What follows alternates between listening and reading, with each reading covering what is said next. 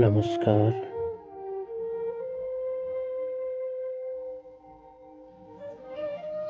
मेरो कविताको शीर्षक रहेको छ गोर्खाली कहाँ चुक्छ र। नसोध मलाई मेरा नाउँहरू यति प्रचलित कहाँ छ र भन्नलाई। गर्वसाथ भन्छु आज गोर्खालीको छोरो हुँ म। बग्दछ यी नसा नसामा अझै पनि पुर्खौली गोर्खाको रगतहरू।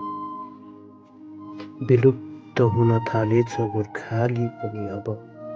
आफ्नै मान्छे र आफ्नै दाजुभाइमा पनि एकता कहाँ रह्यो।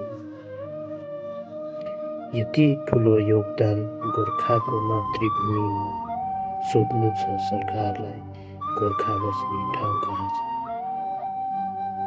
गोर्खाली छोरा झुकेको छैन, माटोको माया भुलेको छैन।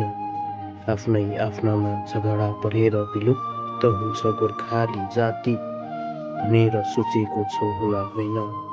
गोर्खाली जातिको एकता देखाएकै छैन। मूर्ख हुन्छ गोर्खाली जाति भनिन्छ तर खुकुरी मात्र होइन, कलम पक्रिन पनि सिकेको छ गोर्खाली। हतियारले मात्र कहाँ जित्छ लडाईँ गोर्खाले, कलमले इतिहास लेखेर पनि जित्न सिकेको छ गोर्खाले। कलमले इतिहास लेखेर पनि जित्न सिकेको छ